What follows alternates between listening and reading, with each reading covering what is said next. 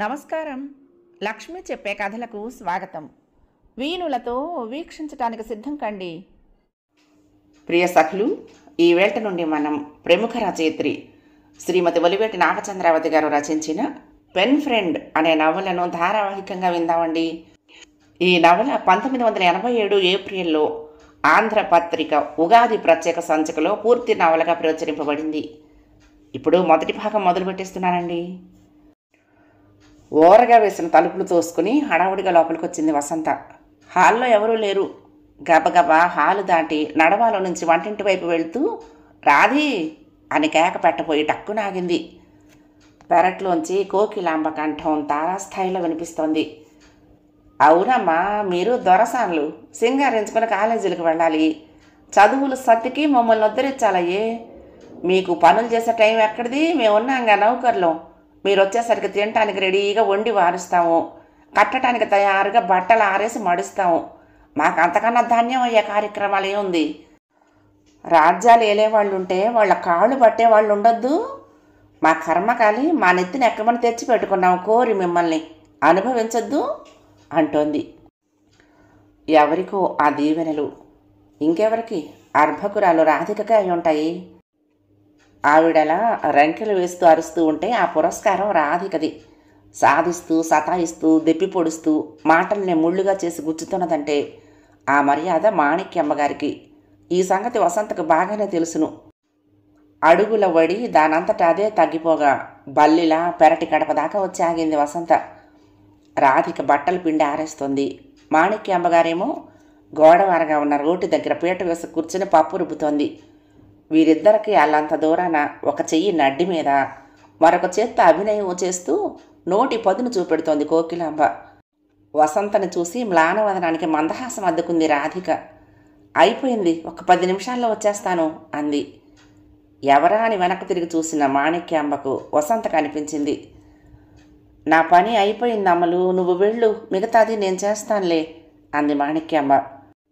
ఆవిడ మాట పూర్తి అవ్వనేలేదు. ధుమధుమలాడుతూ ముందుకొచ్చేసింది కోకిలాంబ. ఒక్క విసురు నా రాధిక చేతిలో నుంచి పిండుతున్న తువ్వాలు లాగి దండం మీద వేసింది. వెళ్ళు తల్లి వెళ్ళు, 10 నిమిషాలు ఆలస్యం అయితే మళ్ళీ నీకొచ్చే గోల్డ్ మెడల్లో బంగారం తగ్గిపోతుందేమో పాపం అంది వెటకారంగా. బిక్క చచ్చిపోయింది రాధిక. ఆవిడ తీసేసిన తువ్వాల పైన చెయ్యి వేస్తూ లేదులే పిన్ని, ఆరేసే వెళ్తానులే అని ఆ అమ్మాయి ఎంత మొత్తుకుంటున్నా వినలేదు కోకిలాంబ. మళ్ళీ తడిగుడ్డల మీద చెయ్యి వేయనీలేదు. చేతులు తోసేస్తూ వెళ్ళమ్మా వెళ్ళు, నా పాటలు నేను పడతానులే అంటూ ఇబ్బందిగా నుంచున్న వసంత కేసి ఓ చూపు విసిరి, అంతా నా ప్రారంధంలే, ఒంట్లో బాగులేకపోయినా ఒక్కరోజు పడుకుని ఏడ్చే అదృష్టం లేదు. మళ్ళీ ఉన్నారు ఇంటెడు జనం, ఎందుకు మేపేందుకే. అయినా ఒకళ్ళననే పానే ఉంది, నా బంగారం మంచిదైతే ఈ గొడవంతా ఉండేదా అంటూ కంఠంలోకి నీరసం తెచ్చిపెట్టుకుని సన్నగా సణగసాగింది. నిస్సహాయంగా నిలబడిన రాధిక కేసి కన్ను గిలిపి వచ్చేయి అన్నట్లు సైగ చేసింది వసంత. పిండి రుబ్బటం అయిపోయిందమ్మా కోకిల, అందుకే నేను ఆరేస్తాను లెమ్మన్నాను. అవి ఆరేసేలోగా ఎండొస్తే ఒడియాలు పెట్టేస్తా. నువ్వు వెళ్ళి పడుకోమ్మా, నా మాట విను, నేను చేస్తానుగా. రోటి దగ్గర నుండి లేచొచ్చి తోటికోడలు చేతులు పుచ్చుకొని బ్రతిమలాడుతున్న తల్లి వంక జాలిగా చూసి అక్కడి నుంచి కదిలింది రాధిక. మరొక 10 నిమిషాల్లో వాళ్ళు కాలేజీకి వెళ్ళే త్రోవలో ఉన్నారు. ఏమిటి ఇవాళ మీ కాళికాంబ వారికి పొద్దున్నే పూనకం వచ్చింది అడిగింది. కోకిలాంబని వసంత అలాగే అంటుంది. విరక్తిగా నవ్వింది రాధిక. రోజు ఉండే భాగవతానికి ఏ వేళైతేనేలే, మనిషిని చూస్తే పిడిరాయిలాగా ఉంది, గొంతు వింటే ఖణేలమంటోంది. ఏం రోగమై బాగాలేదంటుంది అంది వసంత. మాట్లాడలేదు రాధిక. మళ్ళీ వసంతే అంది, అది కాదో, ఏ రోజు వేలు కదపకుండా కూర్చుని తల వెంట్రుక దగ్గర నుంచి కాలి గోరు దాకా మీ చేత చేయించుకుంటుంది కదా, తిని కూర్చుంటున్నారంటోంది. అసలు మీ పిండికి నోరు ఎలా వచ్చిందో అలా అంటానికి అంది నిరసనగా. ఈ మాట కూడా మాట్లాడలేదు రాధిక అని పెదవులతో చప్పుడు మాత్రం చేసి ఊరుకుంది. విసుగు వచ్చేసింది వసంతకి. ఇంత మూగముద్దువేమే, ఆ గెయ్యాళ్ళి నోటికి నోరు ఇవ్వలేవు సరే, ఏదో కాస్త ఓదార్చుదామనుకుంటుంటే నాలుగు మెదపవేమే చనువుగా విసుక్కుంది. రాధిక కళ్ళెత్తి చూసింది. ఆమె మనసులో క్షణం పాటు దీనమైన తల్లి రూపం కదలాడింది. తన మూగముద్దు ఊహు, అసలైన మూగతనం తన తల్లిది. 4 రోజులై నడుము బెణికి నానాయాతన పడుతూ చాకిరి అంతా పళ్ళ బిగువున నెట్టుకొస్తున్నదే కానీ నాకిలాగా అని నోరు విప్పి చెప్పుకోలేదు తన తల్లి. ఎంత వెన్నుపూసలు ఆగేస్తూ ఉన్నా ఉండి ఉండి గోడకి జార్ల పడుతూ అలాగే రాత్రి కడవంత గుమ్మడికాయ తనొక్కతే తరిగింది కానీ మరొకరిని పిలవలేదు. నడువు నొప్పితో నిన్ను చేయమంటానా, నేను లేను, కాస్త సాయం చేస్తే చాలే నువ్వు అని 2 సార్ల పప్పు నానబోసిన తోడి కోడలు తెల్లారే వేళకు గుండెల్లో నొప్పి వచ్చిందని వంకపెట్టి పక్కకు దిగకపోతే మాట్లాడకుండా రోటి ముందర కూర్చున్నదే కానీ ఇదేమని అనలేదు. అన్ని పనులు చక్కబెట్టి ఈ గుడ్డలు మాత్రం పిండి ఆరైపోయింది, కాలేజీకి టైం అయిపోయింది అని అభ్యర్థించిన కూతుర్ని పట్టుకుని చెడామడా దులిపేస్తూ ఉంటే గుండె గొంతుకులో కొట్లాడుతున్న కిమ్మనలేదు. ఈనాటి మోగతనం కదా ఆవిడది. ఎన్నాళ్లదో ఎన్నేళ్లదో కష్టాలు కొంగదీస్తున్నా, అన్యాయాలు అణిచేస్తున్నా, బాధలు దాడి చేస్తున్నా మౌనంగా ఓర్చుకోవటమే నేర్చుకున్నది కానీ ఎదురు తిరిగి ఒక్క మాటైనా అని ఎరుగుదు తన తల్లి. ఆవిడ మోగతనం ఎవరికి అర్థమవుతుంది? భారంగా నిట్టూర్చింది రాధిక. ఏం మాట్లాడమంటావు అంది నిర్లిప్తంగా. అదే ఏం జరిగిందో ఏమిటో చెప్పరాదు? ఏం చెప్పుకున్నా ఏం ప్రయోజనం వసు అంది రాధిక విరక్తిగా. ఆ మాటతో వసంత మొహం చిన్నపోయింది. అంతలోనే రోషం తెచ్చుకుని ఆరుస్తానని తీరుస్తానని చెప్పమనటం లేదులే, అలా లోపల స్వయం పాకం చేసుకుని ఇంత బారున నిట్టూర్పులు విడిచే కన్నా నాకు చెప్పుకుంటే నేను అయ్యో అంటే కొంతన్న బరువు తగ్గి తేలికవుతావని నా తాపత్రయం. అయినా నా పిచ్చి కానీ స్నేహితురాలివని నేను పాకులాటమే కానీ నువ్వు నన్ను పారాయిగానే చూస్తున్నావు. ఇది వరకులా మనసు విప్పి మాట్లాడటమే మానేశావు. నీకు ఈ మధ్య ముక్కు మొహం తెలియని వాళ్లే దగ్గర బంధువులు అయిపోయారు అంది కినుకగా మూతి ముడిచి. వసంత అలకకి చిన్నగా నవ్వింది రాధిక. ఆప్యాయంగా ఆమె చెయ్యి తన చేతిలోకి తీసుకుని ఒత్తి వదులుతూ, ఎంత మాటన్నావు వసు, నిన్ను మించిన ఆప్తులు నాకెవరున్నారు అంది. ఉందిగా నీ పెన్ ఫ్రెండ్ కీర్తి, ఆమె గారికైతే పేజీల కొద్దీ కష్ట సుఖాలు వెళ్ళబోస్తావు. నా దగ్గర నోరు విప్పమంటే మాత్రం ఏం ప్రయోజనం అంటూ లాభ నష్టాలు ఎంచుతావు. తెలిసిపోవటంలా నీకెవరెక్కువ అంది నిష్ఠూరంగా. మరొకసారి నవ్వింది రాధిక పలు వరుస తళుక్కుమనేలా. పిచ్చి వసు, ఎందుకు అనుకుంటున్నావే అలా? ఎప్పటి స్నేహం మనది? నువ్వు అన్నట్టుగా నిన్నగాక మొన్న పరిచయమైన ఆ కీర్తి నీకంటే ఎక్కువ. నా సొదతో నిన్ను కూడా కలత పట్టడం ఎందుకని కానీ నీ దగ్గర దాచే రహస్యం ఏముంటుంది నాకు? నా ఈ కడగండ్ల జీవితం నీ చల్లని చెలిమి ప్రేమాదరాలు లేకపోతే మరింత బాధామయంగా ఉండేదనే విషయం నేను మరవగలనా? నిన్ను నేనెప్పుడూ నా ప్రియ బాంధవుగానే ఎంచుకుంటాను వసు. ఈ మాట నిజంగా నిజం, నన్ను నమ్మవా? ఆర్ద్ర స్వరంతో చెప్తున్న రాధిక మాటలకు కరిగిపోయింది వసంత. పోవే, ఉత్తమ ఆయలాడివి నువ్వు, మాటలతో బురుడి కొట్టించడంలో నీకు నువ్వే సాటి అని నవ్వేసింది. మాటల్లోనే కాలేజీ ఆవరణలోకి ప్రవేశించారు ఇద్దరు. సరే నేను పోతున్నాను, లీజర్లో కలవటం మర్చిపోవుగా అంటూ తన క్లాస్ రూమ్ వైపుగా నడిచింది వసంత. వసంత బిఎస్సి, రాధిక బీకామ్, అంచేత కాలేజీ ఒకటే అయినా క్లాసులు వేరువేరు. రోజు కాలేజీ దాకా కలిసి వచ్చినా ఇక్కడ విడిపోక తప్పదు వాళ్ళు ఆలోచిస్తూ తన క్లాస్ రూమ్ వైపు నడక సాగించింది రాధిక. తను అన్న దాంట్లో అతిశయోక్తులు లేవు. వసంత స్నేహశీలి, తనంటే ప్రాణం పెడుతుంది. కపటం లేకుండా తనను అభిమానించే ఆ అమ్మాయి దగ్గర కూడా మనసు విప్పుకోవటానికి లేదు. కోకిలాంబకి 4 ఏళ్ల అవతల ఉండే వసంత తల్లికి దోస్తి. రాధిక ఏ మాటో జారితే కావాలని కాదు కానీ రాధిక మీద అభిమానం కొద్దీ మీ స్నేహితురాలు అలాగే కాల్చుకు తింటుందేం వాళ్ళని అనే మాట వసంత తల్లి దగ్గర బయట పెట్టడం, ఆవిడ వెళ్ళి కోకిలాంబకు అంటించటం, దాంతో తల్లి కూతుళ్లకు కొన్నాళ్ల పాటు ఇల్లు నరకం అవటం, ఇలాంటి అనుభవాలు 2-3 అయ్యాయి. ఇది ప్రమాదం, మీ అమ్మతో అనుకో అని వసంతకు చెప్పటం ఏం బాగుంటుంది?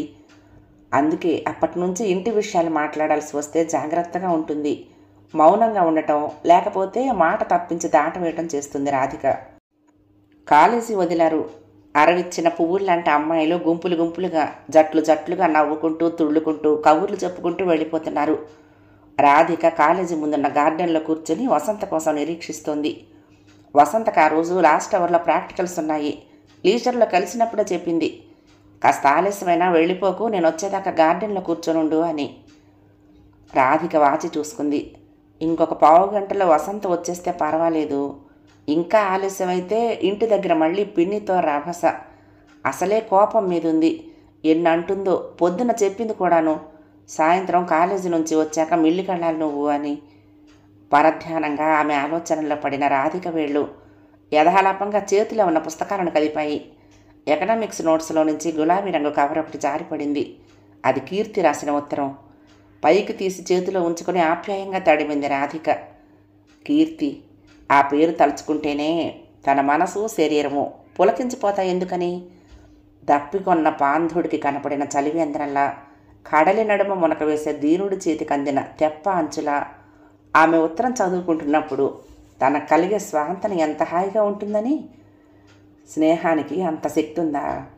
ఆమె నుంచి ఉత్తరం అందిన రోజున ఎంతో ఆనందంగా, ఎగిరి గంతులు వేయాలన్నంత ఉత్సాహం, కొన్ని క్షణాలు ఇహలోకాన్ని మరవగలిగే పారవస్యం, మరొక ప్రపంచంలో ఉన్నట్లు తన్మయత్వం, దేన్నైనా గెలవగలనన్న ధీమా ధైర్యం తనకు కలుగుతాయి. ఎందుకని?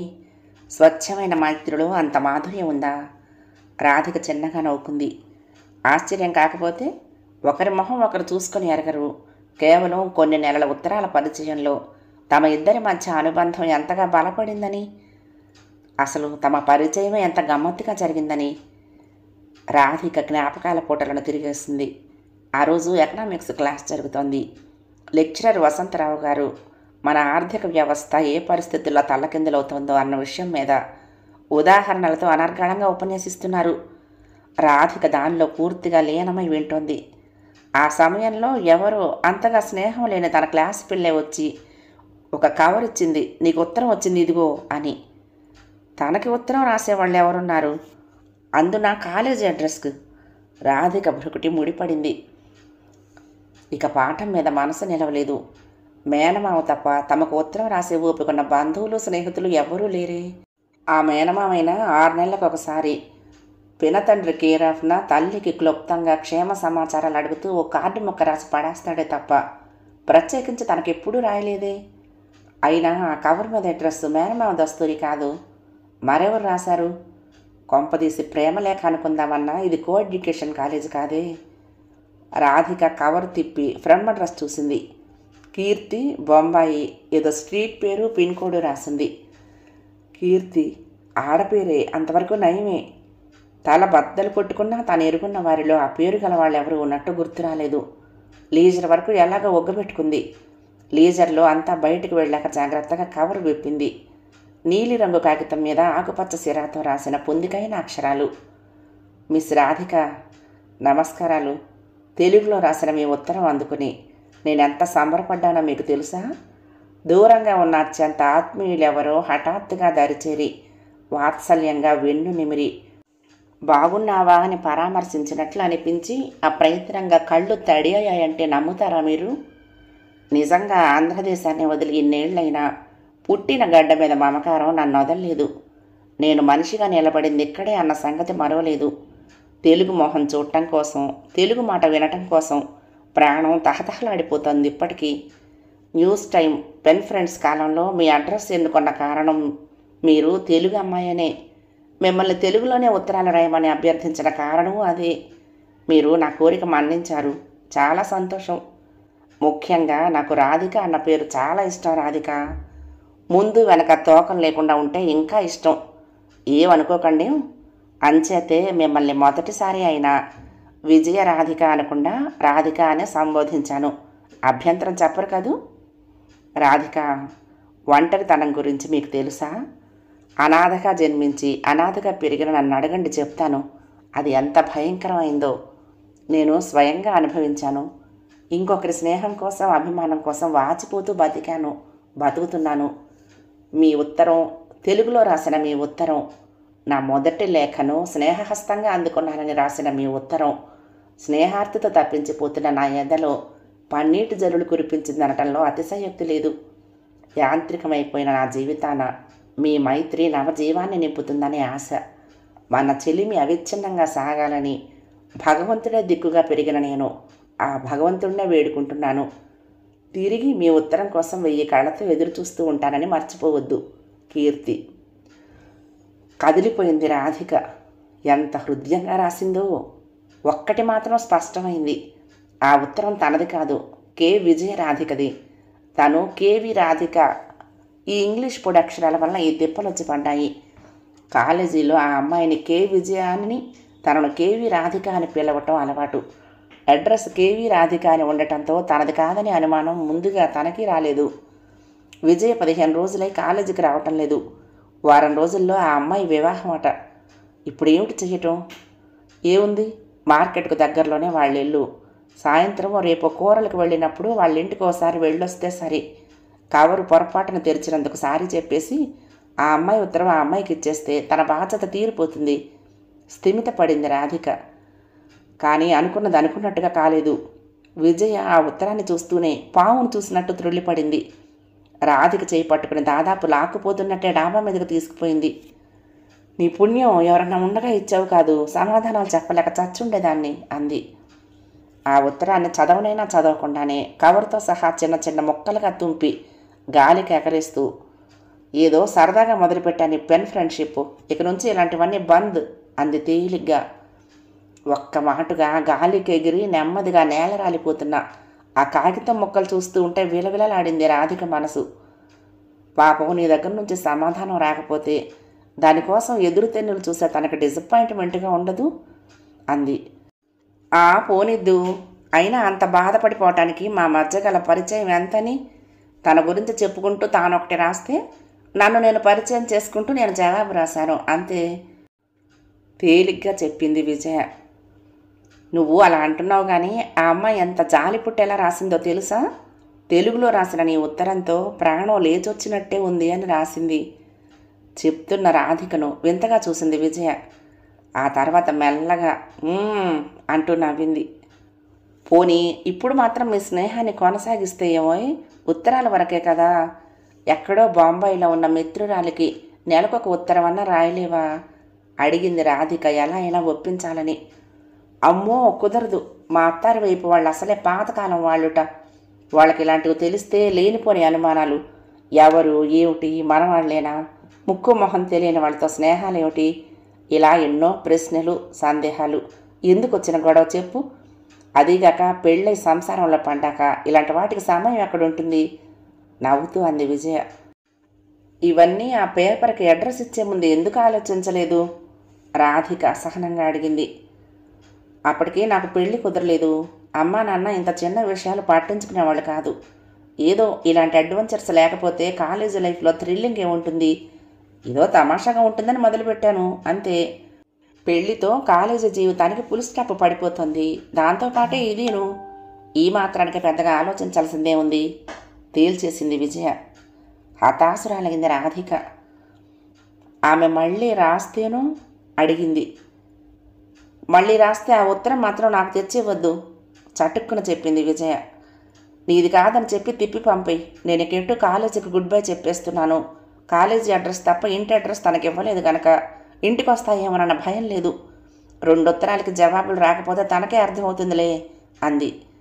మరి ఆ టాపిక్ ఎత్తనివ్వలేదు విజయ. తిరిగి వచ్చేసింది రాధిక. ఆ రాత్రి రాధికకు ఎంతకో నిద్ర పట్టలేదు. గుండెల్లో ఏదో సన్నగా గుబులు. ఎవరిదో దూరంగా అస్పష్టంగా బేలగా ఉన్న రూపం. ఆర్ద్రస్వరంతో నన్ను మర్చిపోతావా రాధిక, ఉత్తరం రాయు అంటున్నట్టు భావన. నా వాళ్ళన్న వాళ్ళు లేని ఏకాకిని. నీ ఉత్తరమే నా సమస్త బంధుకోటి స్నేహజనము అనుకున్నానే. నన్నింత నమ్మించి అన్యాయం చేయటం న్యాయమా అని నిష్ఠూరం ఆడుతున్నట్లు ఊహ. పాపం ఒంటరిని అని రాసింది. అయిన వాళ్ళకి ఎడంగా ఒక ఆడపిల్ల ఆ మహాపట్నానికి ఎందుకు చేరుకుందో, ఉత్తరం ఒక్క భాగ్యానికి అంత దీనంగా దేవుళ్ళాడాల్సిన పరిస్థితులేమిటో ఈ ఆలోచనలు రాధిక మనసును కలిచివేశాయి. మర్నాడు వెనక ముందు ఆడుతూనే ఎవరికీ తెలియకుండా తనకు గుర్తున్న కీర్తి అడ్రస్కి ఉత్తరం రాసి పడేసింది. విజయకు వివాహం అన్న సంగతి, ఇకపైన ఆమె కీర్తితో ఉత్తర ప్రత్యుత్తరాలు విరమించుకుంటున్న వైనము, పొరపాటున ఆమె ఉత్తరాన్ని తను చదివినందుకు గాను ఆమెకు ఆ విషయం తెలుపటం నైతిక బాధ్యతగా అనిపించి జవాబు రాస్తున్న వివరము రాసి పోస్ట్ చేసింది. తిరుగుటాపాలో కీర్తి దగ్గర నుండి మళ్ళీ ఉత్తరం వచ్చింది. విజయ రాధిక గృహిణి అవుతున్నందుకు ఆనందం వ్యక్తం చేసి ఆమె తనకు ఉత్తరాలు రాసేందుకు వీలు పడని పక్షంలో నిర్బంధం చేసే ప్రసక్తి లేదని రాస్తూ, మీరు కూడా రాధిక, నేనెవరో ఎరగకపోయినా స్నేహపూర్వకమైన పలకరింపు కోసం నా హృదయం పడే ఆరాటాన్ని అర్థం చేసుకున్న సహృదయులు కూడా మీరు. నాదొక విన్నపం, దయ ఉంచి నన్ను మీ నేస్తంగా స్వీకరించితే అది నా అదృష్టంగా భావిస్తాను. ఎప్పుడైనా గుర్తొచ్చినప్పుడు 4 ముక్కలు రాసి పడేయండి, అంతే నేను మిమ్మల్ని కోరేది. నా ఆశ నిరాశ చేయరనే నమ్మకంతో కీర్తి. ఏదో ఆకర్షణ ఆ అభ్యర్థనను తోసిపుచ్చనివ్వలేదు రాధికని. అలా మొదలైంది వారి స్నేహం. కీర్తి రాసే ఉత్తరాలు కావు, ఎవరో కవి అన్నట్టు రసరమ్య లోకాల వాకిళ్ళు. చదువుతూ ఉంటే ఎదురుగా ఒక మనిషితో సంభాషిస్తున్నట్టే ఉంటుంది. ఒక జాబులో తను చేసే ఉద్యోగం, నైట్ కాలేజీలో చదువుతున్న ఉన్నత స్థాయి విద్య, ఈ రొంటి నడుమ యంత్రంలా సాగిపోయే దినచర్య, 5 నిమిషాల తీరిక కూడా చిక్కనివ్వని బిజీ జీవితం గురించి రాసింది. ఒకదానిలో ప్రకృతి సౌందర్యాలను ఆస్వాదిస్తూ ఆరాధించడమే తన పని అన్నట్టుగా, పిట్టల కలకలలో కూడా సంగీత గమకాలు, విచ్చుతున్న గులాబీ బాల రేకుల్లో కారుణ్యపు లావణ్య శోభ, రేరాజు కురిపించే వెన్నెల్లోని మెరుపు, పసిపాప బుగ్గల నునుపు గురించి మహాసొగసుగా భావుకురాల్లా వర్ణించి చెప్తుంది.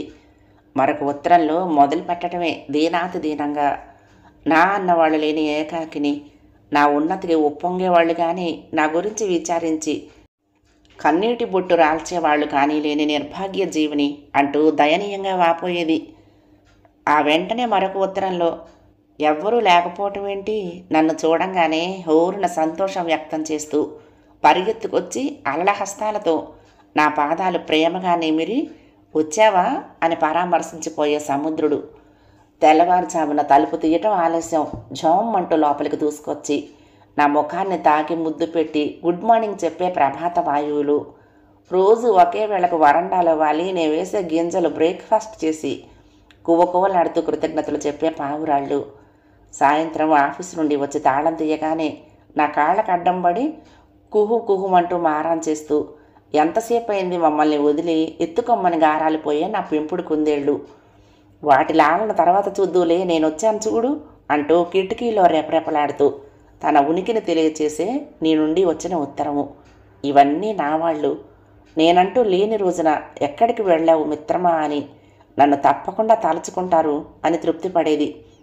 ఇంకోసారి వాళ్ళ ఆఫీసు గొడవలు, తను చూసిన సినిమాల్లో ఉన్న చెత్త, తను దర్శించలేకపోయిన స్థలాల ప్రాశస్త్యము, ఆవేళ వండుకున్న కూర, నెల్లాళ్ల క్రిందటి ప్రపంచ సమస్య, ఈరోజు పేపర్లో రాజకీయాలు, పికిలిపిట్ట తోక పొడవెంత అన్న ముఖ్య సందేహము, అర్ధరాత్రి నిద్రలేచినప్పుడు ప్రకృతి వినిపించే నిశ్శబ్ద సంగీతము, ఇలా కలగూర కంపల 4 ఠావుల ఉత్తరం వెంట్రుక వాసి సందు లేకుండా నింపేసేది. ఒక్కొక్కసారి నేను మైళ్ళ పొడుగు ఉత్తరాలు రాస్తూ ఉంటే నువ్వు అరపేజీతో సరిపెడతావా, నేను కూడా అంతే రాస్తాను, ఇంతే సంగతులు చెత్తికించవలను అని సంతకం పెట్టేసేది. పండగకి స్వయంగా ఎంతో చక్కగా గోటితో చిత్రాలు వేసి గ్రీటింగ్స్ రాసి పంపిస్తూ, ఈ బొమ్మల్లో నీ పోలికేమన్నా పట్టుకోగలిగానేమో చెప్పవు అని చిన్నపిల్లలా అడిగేది. నవరసాలు మేళవించినట్లుండే కీర్తి లేఖలు తనలో నూతన ఉత్తేజాన్ని కలిగిస్తాయి, కొండంత భరోసా అనిపిస్తాయి. ఇద్దరి మధ్య విడదీయలేని బాంధవ్యం ఏదో ఏర్పడిందనిపిస్తుంది. తనెవరో ఆమెవరో, ఇదంతా పూర్వజన్మ సుకృత బంధం కాకపోతే మరేమిటి? బాగుంది, ఏమిటా ఒళ్ళు తెలియని మైకం, ఇకనైనా ఈ లోకంలోకి దిగి ఆ కవర్ దాచేస్తావా, లేక ఇంకా ఇట్లాగే మురిపాలిపోతూ కూర్చుంటావా? మాటలు వినిపించి ఉలిక్కిపడి చూసింది. ఎదురుగా వసంత. నవ్వుకుంటూ లేచింది రాధిక. కాలేజీకి వచ్చే ఈ ఉత్తరాల వ్యవహారం వసంతకు తెలుసు. ఇంకే అమ్మాయి వీటి గురించి ప్రశ్నించినా మా కజిన్ రాస్తూ ఉంటుంది, నాయుడిదే అని చెప్తుంది రాధిక. అవునని సమర్థిస్తుంది వసంత. కోపం వచ్చినప్పుడు నాకన్నా నీకు ఆ కీర్తే ఎక్కువ అని దెప్పి పొడుస్తుంది కూడా. వసంత భుజం మీద చేయి వేస్తూ, చాలా ఆలస్యం చేశావు, పిన్నితో చీవాట్లు తప్పవే వాళ్ళ అంది రాధిక అడుగులు చకచక వేస్తూ. రాధిక అదృష్టమే అనాలి. వెళ్ళేసరికి ఇల్లు ప్రశాంతంగా ఉంది.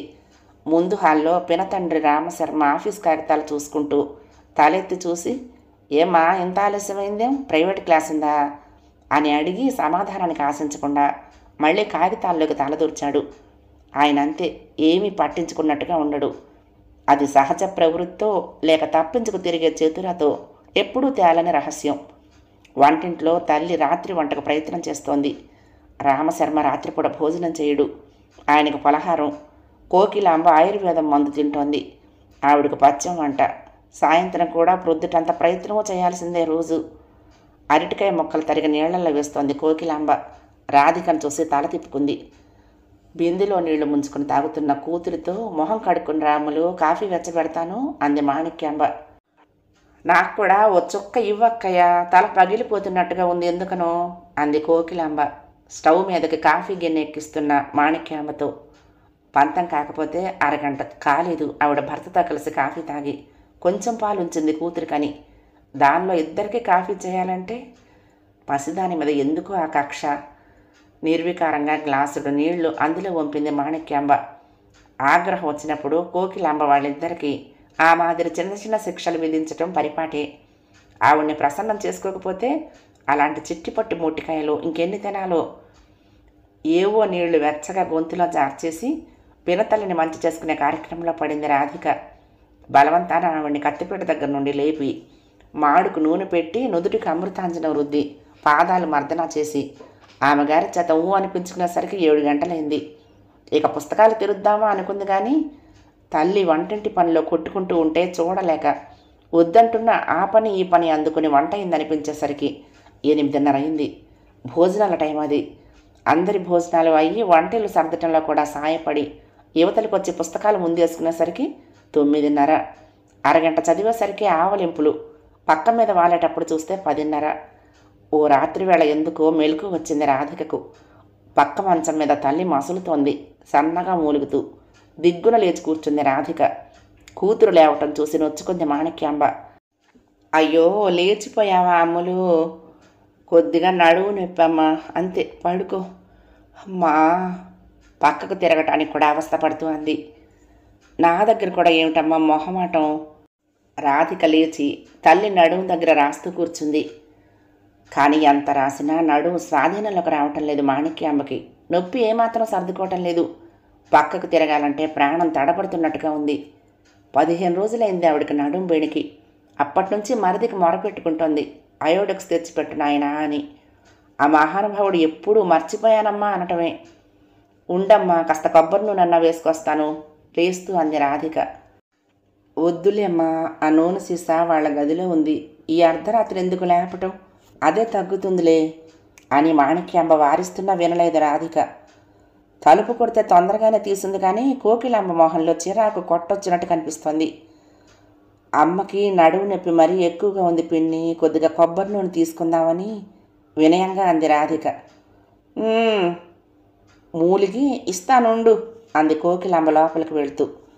సీసా ఇస్తుందనుకుంటే చేతిలో కాస్త వేసి, మాయదారి కొబ్బరి నూనెకో ఎక్కడా లేని ధార వచ్చి పడింది. మనకేమో నెత్తికి అదేనయ్యే, ఒంటికి అదేనయ్యే, రోగానికి అదేనయ్యే అంది. నిశ్శబ్దంగా వచ్చేసింది రాధిక. చేతిలో చూసుకుంటే 4 బొట్ల నూనె లేదు. కళ్ళ నీళ్ళు వచ్చాయి. ఎంత నికృష్టమైపోయాం ఎందుకని అని మౌనంగా ఆక్రోశించింది. ఆ కాస్త నూనెలోనే 4 నీళ్ల చుక్కలు వేసి రంగరించి రాస్తూ అంది రాధిక. మనం మావయ్య గారింట్లోనే ఉండిపోవాల్సిందమ్మా అని. మాణిక్యాంబ ఆశ్చర్యంగా చూసింది కూతురు మొహంలోకి. వ్యధను దిగమింగన జాడలు తెలిసాయి. నిట్టూర్చి కనురెప్పలు మూసుకుంది. వెర్రి తల్లి, నాదుడు లేని ఆడదాన్ని కన్న తండ్రి కూడా ద్రోహం తలపెట్టే రోజులమ్మా ఇవి. మావయ్య అయితే ఏమిటి, బాబాయ్ అయితే ఏమిటి, అంతా ఒకటే. అసలు మనకు అన్యాయం చేసినవాడు దేవుడమ్మా అంది విరక్తిగా. ఆమె కనురెప్పల కింద నుంచి 2 నీటి బొట్లు జారి తలగడలోకి ఇంకాయి. రాధిక తల్లి దుఃఖం గమనించనే లేదు. ఏమైనా నాన్న లేకపోయాక ఆయన తమ్ముడికి మనల్ని ఆదరంగా చూసే అగత్యం ఏముంటుందమ్మా? మావయ్య అంటావా? నీ తోబుట్టు మనల్ని ఎంత హీనంగా చూసేవాడు కాదేమో. అసలు అక్కడి నుంచి మనం వీరి పంచకు చేరుకోవటానికి కారణం ఏంటమ్మా అంది. మాణిక్యాంబ కొన్ని క్షణాలు మాట్లాడలేదు. భర్త పోయాక ఇక్కడికి చేరటంలో పొరపాటు చేసిందా తను? నెత్తి మీద గూడిపోయిన స్థితిలో తాను ఏడుస్తూ ఉంటే తోడబుట్టిన వాళ్లే అయినా తన అన్నదమ్ముల ప్రవర్తన, ఎత్తుగడలు అన్నీ గ్రహించి కాదు తను ఎంత యోచించి ఎంత మదనపడి అక్కడి నుంచి తప్పించుకొని ఇక్కడికి వచ్చేయాలనే నిర్ణయానికి వచ్చిందో ఈ పసిబిడ్డకి ఏం తెలుసు? భర్త పోయినప్పటి సంఘటనలు మాణిక్యాంబ కళ్ళ ముందు తిరిగాయి. మొదటి భాగం సమాప్తం. ప్రియ సఖులు, ఈ కథ మీకు నచ్చితే తప్పకుండా లైక్ చేయండి, షేర్ చేయండి, కామెంట్ చేయండి, సబ్స్క్రైబ్ చేసుకుని నన్ను ఎంకరేజ్ చేయండి. ఉంటానండి. ప్రేమతో లక్ష్మి, కృష్ణాతీరం దుర్గమ్మ సన్నిధానం. నమస్తే.